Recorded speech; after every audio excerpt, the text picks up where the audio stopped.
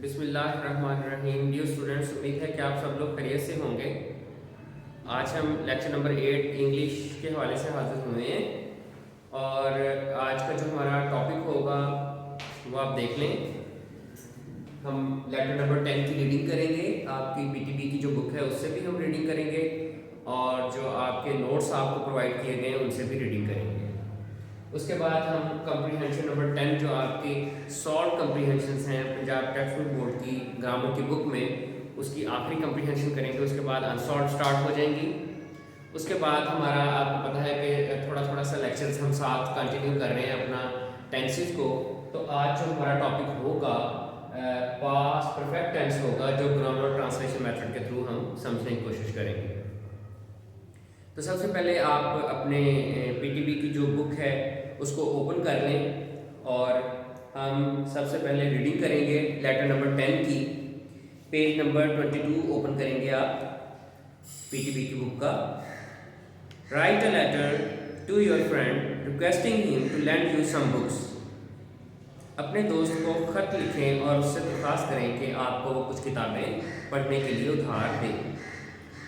इसका जो बॉडी है लेटर की वो आपके नोट्स वाली आप फॉलो करेंगे। आप सब स्टूडेंट्स के पास नोट्स हैं। मैं इसकी रीडिंग कर रहा हूँ, आप उनके जो डिफिकल्ट वर्ड्स हैं उनके मीनिंग भी लिख सकते हैं ताकि आपकी वोकैबुलरी का हिस्सा बने। My examination is over and I haven't much to do these days. मेरे इम्तिहान ख़त्म हो गए हैं and I haven't much to do these days, और मेरे पास इन दिनों में कुछ ज़्यादा करने के लिए नहीं है, यानी कुछ ज़्यादा काम नहीं है। I am thinking of improving my English. मैं अपनी अंग्रेज़ी यानी इंग्लिश लैंग्वेज को इम्प्रूव करने का सोच रहा हूँ, बेहतर करने का सोच रहा हूँ। You talk once about your fine collection of English novels and place. You talk, आपने एक दफ़ा बात की थी अबाउट योर फाइन कलेक्शन, अपनी एक अच्छी कलेक्शन, यानी कलेक्शन का मतलब होता है किसी चीज़ का ज़ख़ीरा होना, जमा होना, ऑफ नॉवेल्स एंड प्लेस, कि आपके पास इंग्लिश के नॉवेल्स भी हैं और प्लेस भी हैं। I want to borrow a few novels from you. Borrow का मतलब होता है उधार लेना, उधार। I want to borrow a few novels from you. मैं आपसे कुछ नॉवेल्स उधार लेना चाहता हूँ। I hope that you will not refuse. मुझे उम्मीद है कि आप इससे इनकार नहीं करेंगे। Refuse mean इनकार करना। I assure you, यकीन दिलाना। I assure you that I shall take care of your books. मैं आपको ये यकीन दिलाता हूँ कि मैं आपकी किताबों की हिफाजत करूँगा। I shall try to return these books as early as possible. मैं आपको जितना जल्द मुमकिन हो सकेगा मैं आपको ये वापस करने की कोशिश करूँगा। ये अगर आप देखें इसमें अगर बॉय लिखेगा तो वो भी ज़ाहिर है आई फर्स्ट पर्सन यूज़ करेगा, और बच्ची अगर लिखेगी लेटर अपनी दोस्त को तो वो भी आई फर्स्ट पर्सन, तो दोनों में एक ही मायनों में आता है। पे माई कम्प्लीमेंट्स टू योर पेरेंट्स। मेरी नेक ख्वाहिशात अपने पेरेंट्स तक पहुँचाइए। Your sincerely x.y.z. ये आपका पीटीबी का बुक है। जो वीक स्टूडेंट्स हैं वो यहाँ से करते हैं नोट्स उसको पीटीबी की बुक से, और अब जो नोट्स है वो फॉलो करेंगे। जो आप अच्छे स्टूडेंट्स हैं या जिनको शौक़ है कि वो कुछ बेहतर लिखें या दूसरों से डिफरेंट लिखें। इसकी लेटर का जो इंट्रोडक्टरी लाइंस होती हैं वो ऑलमोस्ट तमाम लेटर्स में सेम हैं। मैं जो है उससे आगे अब स्टार्ट करता हूँ रीडिंग। जी, you will be please to know that my examination is over. आपको ये जानकर खुशी होगी कि मेरे इम्तिहान ख़त्म हो गए हैं। And I haven't much to do these days. ये उसी तरह से लाइन है जैसे आपकी पीटीबी की बुक में है। I feel free like the high floating clouds. I feel free, मैं ऐसे अपने आप को आज़ाद महसूस करता हूँ जैसे आसमान पर बादल तैरते हैं। But you also know my habit of reading books. लेकिन आप ये भी जानते हैं कि मेरी आदत है किताबें पढ़ने की। I find it hard to kill time without reading books. I find it hard to kill time, वक्त को स्पेंड करना यानी वक्त को गुजारना मेरे लिए बड़ा मुश्किल होता है किताबें पढ़े बगैर, विदाउट रीडिंग बुक्स, किताबें पढ़े बगैर। अभी कुछ दिनों पहले मैं एक रिपोर्ट पढ़ रहा था, उसमें पाकिस्तान की यूनिवर्सिटीज़ और कॉलेजेस के स्टूडेंट्स, स्कूल्स के स्टूडेंट्स के मतलब थी कि तकरीबन 5% से भी कम स्टूडेंट्स ने अदर दैन सिलेबस की बुक्स पढ़ेंगे। तो मैं आप लोगों को ये रिकमेंड करता हूँ कि जैसे आजकल के डेज़ में आपको 4 डायरीज रोज़ाना साइन की जाती हैं और आपके पास बहुत ज़्यादा टाइम होता है फ्री, और आप बाहर खेलते रहते हैं और टाइम अपना ज़ाया करते रहते हैं, शॉपिंग्स पर चले जाते हैं और इधर उधर दोस्तों से मिलने। तो आप लोग जो है कोई अच्छी अच्छी बुक्स बाय करें, उनको पढ़ें, उनको स्टडी करें, ताकि आपके जनरल नॉलेज में और इंफॉर्मेशन में इजाफा हो। ये आपको आगे फ्यूचर में भी ये चीज़ें काम आएंगी।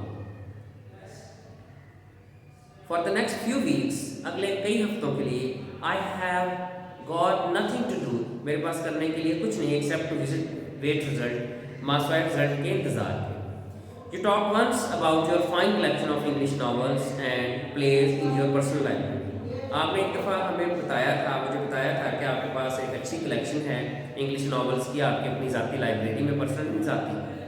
I also love books on literature. मैं भी लिटरेचर से जो मुतल्लिक बुक्स होती हैं, अदब से मुतल्लिक जो बुक्स होती हैं, उनको पसंद करता हूँ। One of my friends has told me that, मेरे एक दोस्त ने मुझे बताया है, You have recently purchased 2 plays, कि आपने हाल ही में 2 नए ड्रामे खरीदे हैं, जिनमें एक हैमलेट है और दूसरा किंग लियर है। ये इंग्लिश लिटरेचर के बहुत बड़े जो हैं ड्रामास हैं, और हमने भी इनको पढ़ा था जब हम मास्टर्स कर रहे थे। और ये ट्रेजेडीज़ हैं, और शेक्सपियर ने ये लिखे हैं ड्रामे, राइटर का नाम शेक्सपियर है, और बहुत अच्छे ड्रामे हैं ये दोनों। These 2 plays are the backbone of English literature. ये 2 ड्रामे इंग्लिश लिटरेचर में रीढ़ की हड्डी की हैसियत रखते हैं, यानी बहुत ज़्यादा इंपॉर्टेंट है। The purpose of writing this letter is to request you, इस खत को लिखने का मकसद ये है कि मैं आपसे दरख्वास्त करूँ, to lend me some of these books, कि आप इन किताबों में से कुछ मुझे उधार दें। I promise that I would return the books as soon as I had read them.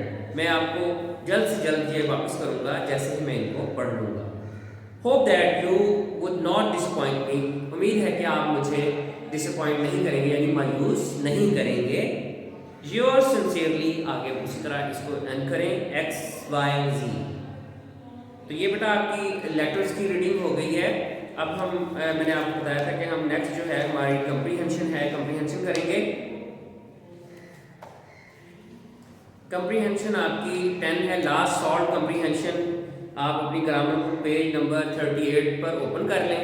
यहाँ से मैं आपको कंप्रीहेंशन पढ़ा रहा हूँ, रीडिंग करवाऊँगा, और उसके बाद उसके आंसर्स और क्वेश्चंस करेंगे। Newspapers keep us constantly in touch with the whole of mankind. Newspapers keep us constantly in touch. अखबारात हमें मुसलसल राब्ते में रखते हैं with the whole of mankind, सारी इंसानियत से, यानी दुनिया के जितने भी लोग हैं हम उनके साथ राब्ते में रहते हैं। ज़ाहिर है इंफॉर्मेशन हमें मिलती हैं। इन ओल्ड डेज में पुराने वक्तों में, a man's word was limited to his own village and 1 or 2 neighboring villages. पुराने वक्तों में एक शख्स की जो दुनिया थी वो लिमिटेड थी, यानी महदूद थी। कहाँ तक? अपने गाँव तक ही, कि गाँव की बातें मालूमात उसको मिलती थी, हमसायों की, इर्द गिर्द की, बस। या फिर 1-2 जो करीबी गाँव उसके होते थे उनकी इंफॉर्मेशन उसको मिलती। It was difficult for him to know what was going on in other parts of the country. उसके लिए जानना बहुत मुश्किल था। Difficult for him to know, जानना बहुत मुश्किल था। What was going, कि क्या हो रहा था in other parts of the country, मुल्क के दूसरे हिस्सों में। ज़ाहिर है कम्युनिकेशन नहीं थे, अखबारात इतने जदीद नहीं थे, जैसे टेलीविज़न पर खबरें आ जाती हैं, इंटरनेट पर हम देख लेते हैं ये सारी चीज़ें। उस वक्त ये सारे ज़राए नहीं होते थे। But today the press assisted by rapid means of communication. But today, लेकिन आज the press, इब्लाग को जो है क्या चीज़, assisted by a rapid means of communication, assisted by उसको मदद मिली है rapid तेज़ means of communication, बातचीत के जरिए से। कौन कौन से तेज़ जरिए हैं? इंटरनेट से खबरें लेकर छाप रहे हैं अखबारात वाले, टेलीविज़न से खबरें लेकर छाप रहे हैं, और पूरी दुनिया से इंटरनेट के थ्रू, मोबाइल, व्हाट्सएप, ये सारी चीज़ें कलेक्ट होकर अखबारात के पास आती हैं प्रिंटिंग के लिए। brings us news from the farthest corners of the globe. वो हमारे लिए खबरें लाते हैं, यानी ये means of communication खबरें लाते हैं farthest corner, दूर दराज मकामात से दुनिया के, ग्लोब में दुनिया के। The press is also responsible for educating the public opinion. Press जो अखबारात हैं या ब्लॉग है इज आल्सो रिस्पॉन्सिबल, जिम्मेदार है for educating the public opinion mean अवामी राय को एजुकेट करना यानी बेहतर करने के लिए भी प्रेस जो है वो जिम्मेदार है। The laws of nation are really shaped by its press, और ये अखबारात या प्रेस ब्लॉग ही है जिसकी वजह से जो किसी कौम के जो लॉज हैं वो रिशेप होते हैं, यानी शक्ल दी जाती है, उनको कवानीन बनाए जाते हैं। ज़ाहिर है इंफॉर्मेशन आती हैं कि इस तरह के जराइम्स हैं तो इनके लिए नए कवानीन बनाए जाएँ। जैसे अभी हाल ही में 2016 में पंजाब गवर्नमेंट ने हकूक़-ए-इंसान वुमेन राइट्स के मतलब एक एक्ट पास किया, और ये सारी चीज़ें जो हम आज मॉडर्न वर्ल्ड में देख रहे हैं पार्लियामेंट से या असम्बली से लॉज बन रही हैं, अगर कुरान को पढ़ा जाए तो उसमें ये तमाम हकूक़ इंसानों के, ख़वातीन के सब वाज़े कर दिए गए हैं। उन्हीं की बुनियाद पर ये जो आपके UNO के कवानीन हैं ह्यूमन राइट्स के, और ये सारे बनते हैं। आप अगर नबी पाक सल्लल्लाहु अलैहि वसल्लम का खुतबा हिज्जतुल वदा सुने और उसके मायने पढ़ें तो वो पूरा खुतबा हिज्जतुल वदा UNO के चार्टर में ह्यूमन राइट्स के हवाले से शामिल है। लेकिन इस पर ज़ाहिर है लोगों के पास नॉलेज नहीं है, तहकीक नहीं है, हमें पता ही नहीं चलता कि हमारे दीन ने तो हमें ऑलरेडी ये सारी चीज़ें बता दी हैं। तो इसी तरह लॉज जो नेशंस के हैं वो भी प्रेस ज़ाहिर है अवेयर करती है गवर्नमेंट मशीनरी को, और इस तरह लॉज बनते हैं। In fact the public receives guidance from the newspaper. The हकीकत यानी असल में इनफैक्ट हकीकत में ये बात है कि जो लोग हैं पब्लिक रिसीव्स, जो लोग हैं वो रिसीव गाइडेंस रहनुमाई लेती है किससे? अखबारात से। Thus their power in modern time is undeniable. Thus हम उनकी जो कुव्वत है यानी अखबारात की जो ताकत है इस मॉडर्न दौर में, इस जदीद दौर में इज अनडिनाएबल, उससे इनकार नहीं किया जा सकता। ये पैराग्राफ है कंप्रीहेंशन के क्वेश्चंस को सॉल्व करने के लिए सबसे पहले पैराग्राफ को अंडरस्टैंड करना जरूरी होता है। फिर तकरीबन जो बेसिक वोकैबुलरी होती है आंसर्स की वो आपको कंप्रीहेंशन के पैराग्राफ से ही मिल जाती है। आपने जो नेक्स्ट करना होता है आगे काम, वो क्या होता है कि थोड़ा सा उसको according to the demand of the question थोड़ा सा उसको चेंज कर देना होता है आंसर को, और आपका आंसर कंप्लीट हो जाता है। क्वेश्चन नंबर 1 है what good do the newspaper do to अस।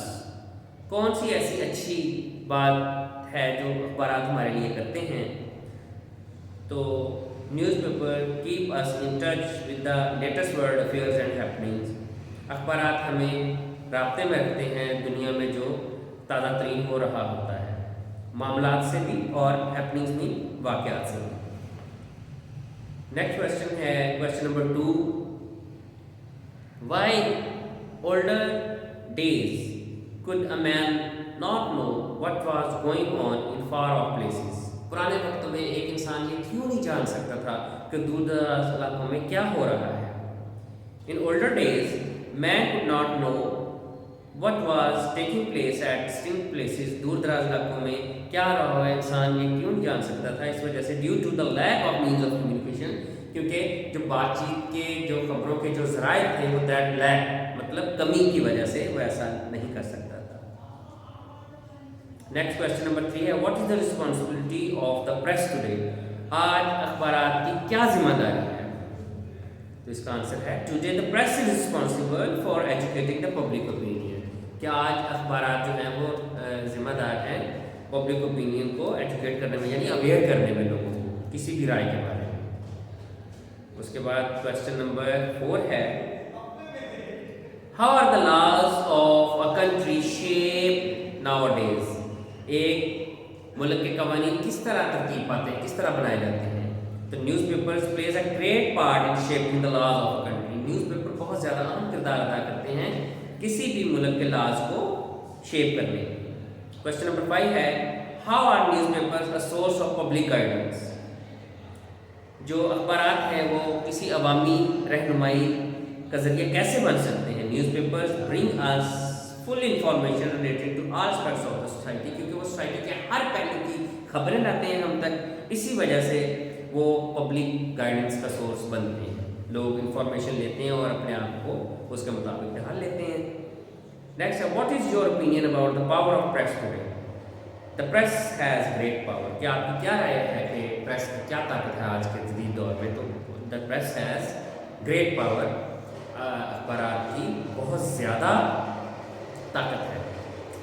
अच्छा, यहाँ पर देखें आप 6 क्वेश्चन दिए गए हैं जो आपकी कंप्रीहेंशन पैटर्न एग्जाम्स में सेट होता है। वो 5 क्वेश्चंस होता है और हर क्वेश्चन के 2 नंबर होते हैं। तो आप लोग देख लें, कोई भी राइटर अगर ये कंप्रीहेंशन आपकी सेट करता है एग्जाम्स में या आपके राउंड टेस्ट में, जो आपके टीचर्स हैं वो सेट करेंगे, तो वो इन कंप्रीहेंशन के क्वेश्चन में से कोई भी एक क्वेश्चन स्किप कर सकते हैं। ज़रूरी नहीं है कि वो क्वेश्चन नंबर 6 को स्किप करें और टॉप 5 दें, ऐसा नहीं है, कोई भी स्किप कर सकते हैं। तो आप जब इसको प्रिपेयर करेंगे तो आपने ये सारा प्रिपेयर करना है। ठीक हो गया बेटा? अब आप देख रहे होंगे कि हमारा लेटर की रीडिंग और कंप्रीहेंशन की रीडिंग और अंडरस्टैंडिंग कंप्लीट हो गई है। अब हमारा जो नेक्स्ट टॉपिक है वो है पास्ट परफेक्ट टेंस, जो हम ग्रामर ट्रांसलेशन मेथड के थ्रू थोड़ा सा उसको करेंगे रूल्स के मुताबिक, और फिर उसकी प्रैक्टिस में आपको दूंगा।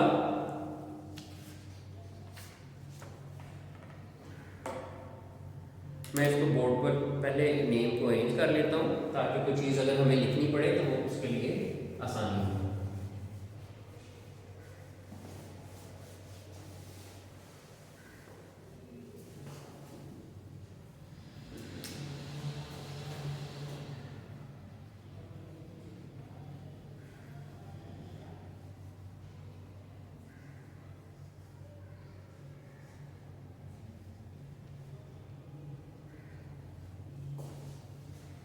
अच्छा बेटा, आपको याद होगा पास्ट परफेक्ट टेंस करने से पहले हमने प्रेजेंट परफेक्ट टेंस किया था। उसके कुछ रूल्स देखे थे कि उर्दू में जब एक सेंटेंस परफेक्ट टेंस में होता है तो उसकी क्या निशानी होती है, उसमें जो वर्ब होता है वो कैसे फिक्रे को कंप्लीट करता है, और जब हम उसको उर्दू में आइडेंटिफाई कर लेते हैं तो उसके बाद फिर उसकी ट्रांसलेशन का प्रोसेस होता है कि ट्रांसलेट किस तरह किया जाता है। तो उसमें हमने जो रूल्स किए थे सारे,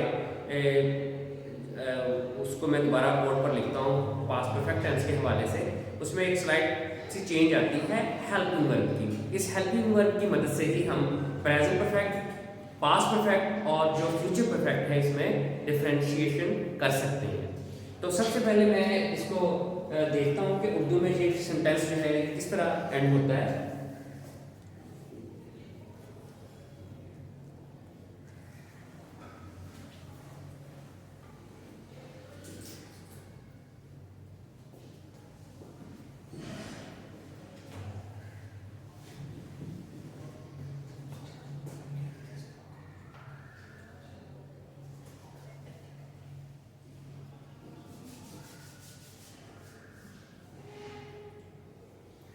या आपके सामने मैंने बोर्ड पर कुछ निशानियाँ लिखी हैं कि जो पास्ट परफेक्ट टेंस होता है उसके एंड में जो सेंटेंस होता है वो किस तरह उर्दू में एंड होता है। अब मैं एक सेंटेंस लिखता हूँ, उस सेंटेंस को आप देखें।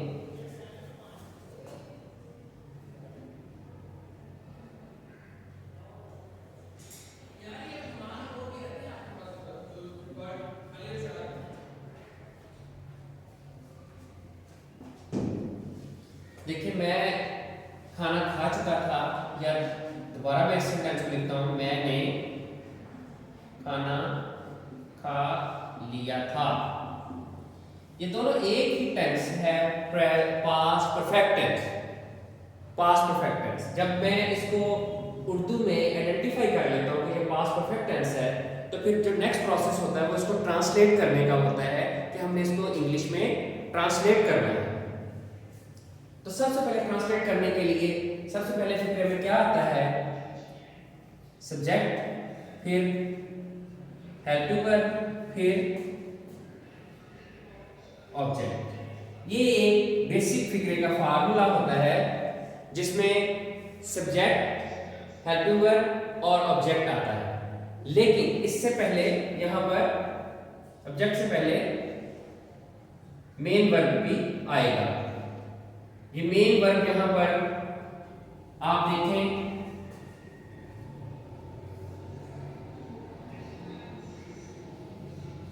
ये मेन वर्ब है। आगे जब ये लगा तो ये पास्ट परफेक्ट टेंस को रिप्रेजेंट करता है। अब फिक्रे में जो काम करने वाला शख्स होता है उसको नाउन कहते हैं या प्रोनाउन कहते हैं। जैसे यहां मैं खाना खा चुका हूं,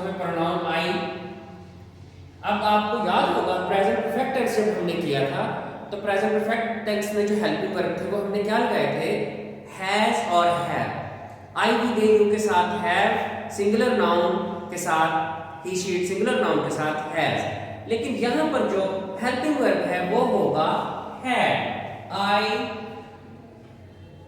हैड। थर्ड फॉर्म जो वर्ब होता है वो परफेक्ट टेंस में, तमाम परफेक्ट टेंसेस में थर्ड फॉर्म में आता है, चाहे वो प्रेजेंट परफेक्ट टेंस हो, चाहे पास्ट परफेक्ट टेंस हो, चाहे फ्यूचर परफेक्ट टेंस हो, वर्ब परफेक्ट टेंसेस का थर्ड फॉर्म में आएगा। आई हैड इटन मी। अब आप देखें कि रूल्स को जहन में रखते हुए सबसे पहले हमने आइडेंटिफाई किया सेंटेंस को और हमें पता चला कि ये पास्ट परफेक्ट टेंस का सेंटेंस है। उसके बाद जब हमने आइडेंटिफाई कर लिया तो ये तो आपको पहले ही क्लियर था कि जब हमने प्रेजेंट परफेक्ट टेंस किए थे कि जो प्रेजेंट परफेक्ट टेंस होते हैं उनमें वर्ब की थर्ड फॉर्म आती है। लेकिन प्रेजेंट परफेक्ट टेंस में हमने जो हेल्पिंग वर्ब आइडेंटिफाई किया था वो था हैज और हैव। जबकि अब हम पास्ट टेंस में जब आए तो पास्ट परफेक्ट टेंस में हमने वर्ब आइडेंटिफाई किया हैड। और यहाँ जितने भी नाउन प्रोनाउंस होंगे, I we they you he she it singular plural, जितने भी नाउन प्रोनाउंस होंगे उन सब के साथ हम यहाँ पर had he helping verb use करेंगे। आगे थर्ड फॉर्म आ जाएगी और इस तरह आपका टेंस जो है वो कंप्लीट हो जाएगा। अगर आपने इसका नेगेटिव बनाना हो तो सेम ऐसे जैसे हमने प्रेजेंट परफेक्ट टेंस किया था उसी तरह हम इसका पास्ट परफेक्ट टेंस का नेगेटिव बनाएंगे। मैंने खाना नहीं खा लिया था या मैं खाना नहीं खा चुका था, तो आई हैड आप इधर नॉट ऐड कर दें तो आई हैड नॉट ईटन मी। ऐसे आपका ये कंप्लीट हो गया। अब हम इसका इंट्रोगेटिव बनाना चाहते हैं तो फिर रिकॉल करें प्रेजेंट परफेक्ट टेंस को। उसमें हमने क्या किया था, जो हेल्पिंग वर्ब हैज और हैव थे उनको very start of the sentence हमने लिखा और बाकी फिक्रे को सेंटेंस को एज इट इज लिख दिया, वो हमारा इंट्रोगेटिव सेंटेंस बन गया। जैसे यहां पर भी ऐसे ही हम करेंगे, हेल्पिंग वर्ब को बाहर लाएं, हैड आई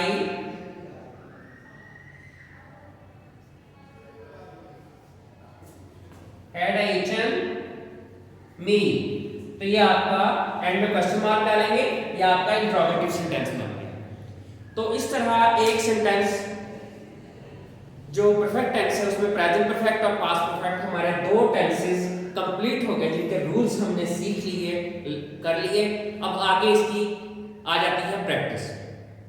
यहां पर जो आपका पेज नंबर, ग्रामर बुक का पेज नंबर है 100, उसमें जो शॉर्ट सेंटेंस है, एफर्मेटिव सेंटेंस जो दिया गया है, जिसको आप सिंपल सेंटेंस भी कहते हैं, वो नेगेटिव इंट्रोगेटिव नहीं होता, एफर्मेटिव, उसमें मेरे घर आने से पहले मेरा बेटा स्कूल जा चुका था। इसमें डबल सेंटेंस है, डबल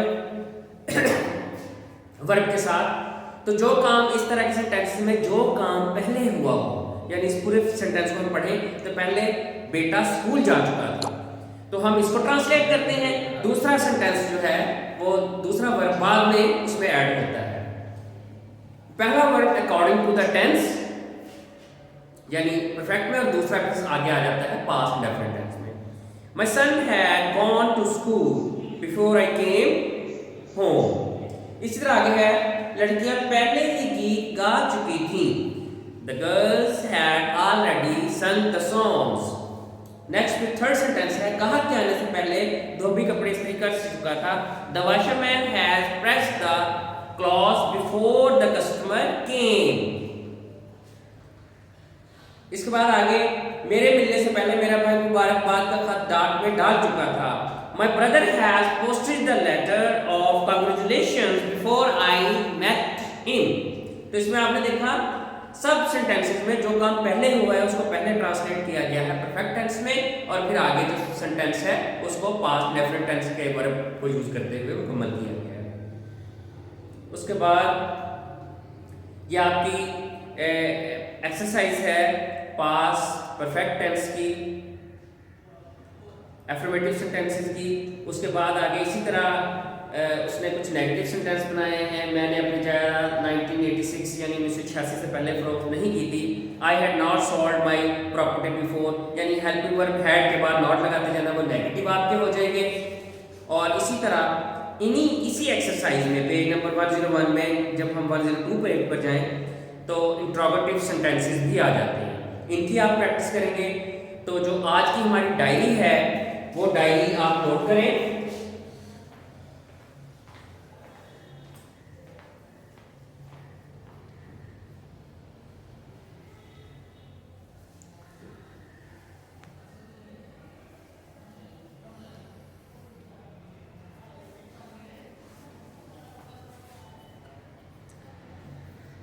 जी, लेटर नंबर 10 आप लर्न करेंगे, कंप्रीहेंशन को देखेंगे, कैसे क्वेश्चन आंसर्स हुए उनको तैयार करेंगे।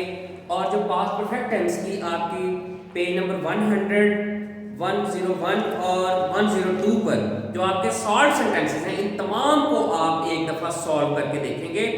इंशाल्लाह जो हमारा नेक्स्ट लेक्चर होगा उसमें हम इसकी एक्सरसाइज थोड़ी सी मैं करवाऊंगा, थोड़ी सी फिर मैं आपको साइन करूंगा घर के लिए 103 पेज पर, और उसके साथ हम जो है इसके पैसिव वॉइस को भी डिस्कस करेंगे और साथ इंशाल्लाह नेक्स्ट परफेक्ट टेंस जो हमारा फ्यूचर परफेक्ट टेंस है उसको करेंगे। तब तक के लिए अल्लाह हाफिज़।